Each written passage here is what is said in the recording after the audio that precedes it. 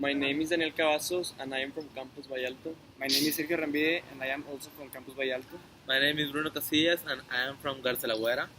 My name is Ivana. I am for Garza La Güera. And we will talk about exponential growth and decay and the Chernobyl disaster.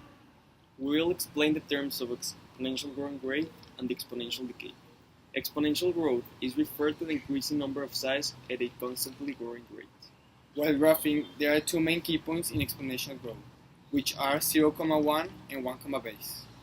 The exponential decay is referred to the reducing amount at a constant rate in a period of time.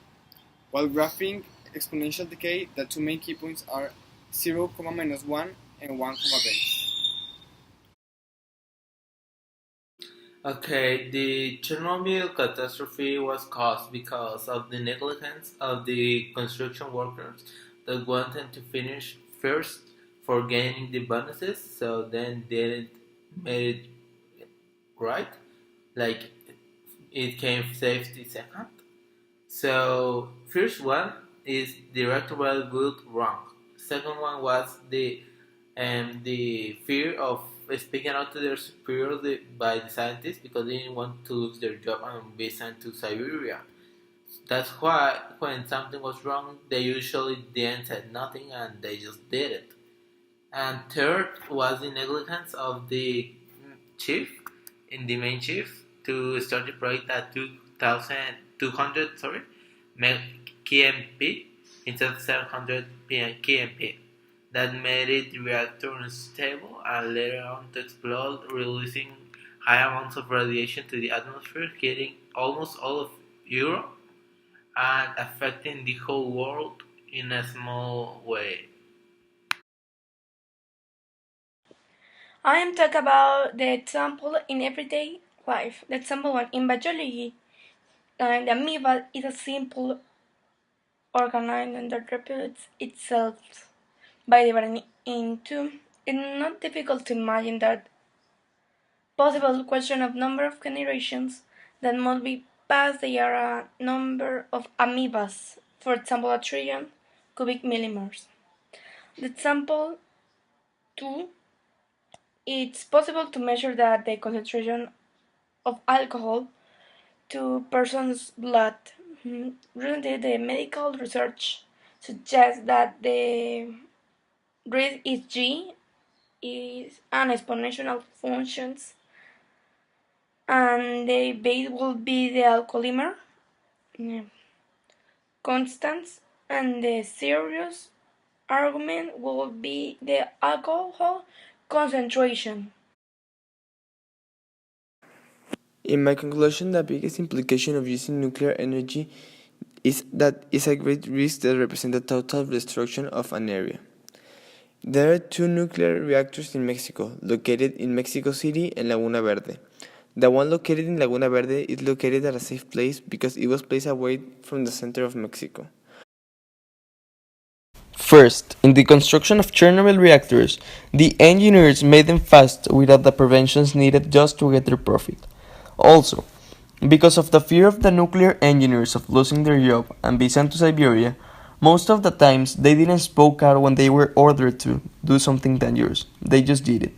Also, the chief engineer ordered to start a test with 200 meters instead of the minimum recommended of 700 meters. There was no way to stop the already spreaded radiation, but there was a way to prevent the spread of more radiation and a second bigger explosion. This was done with a helicopter throwing anti-radiation grenades and water. Also, battalions of firemen were sent to dig a tunnel to prevent the magma mix with the bars of uranium. The pollution didn't reach Mexico. The most it reached was England, and this is explained in the video given by the teacher. There are 4 environmental consequences of the Chernobyl disaster. The first one is the resulting steam explosion, and fires released at least 5% of the radioactive reactor core into the atmosphere and downwind. Second, the trees in the woodlands surrounding the plant were killed by high levels of radiation. The third one is that the largest regional release of radionuclides into the atmosphere and the subsequent radioactive contamination of the environment. And the last consequence is that major releases from Unit 4 continued for 10 days and included radioactive gases, condensed aerosols, and a large amount of fuel particles.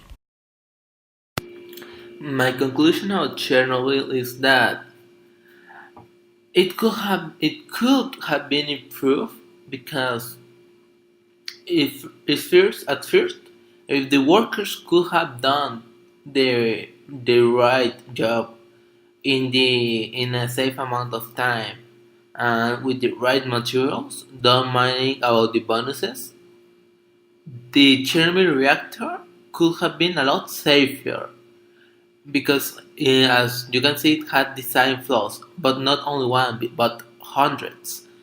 Then another way is that changing the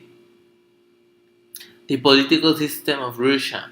That think of if you do wrong in your job, you are sent to Siberia at work at a low ranking job. It's horrible because then you have people doing bad things because they don't wanna be sent with their families there, and so they do their jobs as they are told so, and that makes it dangerous to the level of, for example, soldiers, and even more dangerous at the level of scientists with nuclear reactors, because they didn't speak up. They just did what they were told. And finally, my conclusion is that they should have never sent that main chief, because that main chief of of nuclear plants was in Siberia installing nuclear weapons on submarines, and it had already had an incident there. So sending a person who had already an incident to a nuclear reactor near hundreds of people made it impossible to prevent a disaster. We think that this consequence could put at risk our environment, so we completely disagree with this because the deforestation and contamination will be directly affect the ecosystem, affecting all the living these things and putting in danger humanity. The only solution that nowadays can be proposed is to create organizations to create more policies about the use of nuclear weapons, so the use this can be regulated in specific terms. I like this project because I had the opportunity to meet new people and I never had experienced this type of work. I like this project because it led me to know more people and work in team in a more different way. I like it because I could learn a little more history and some functions. Me too. I like to meet her there, and then it's very fast to enjoy this time to meet other persons.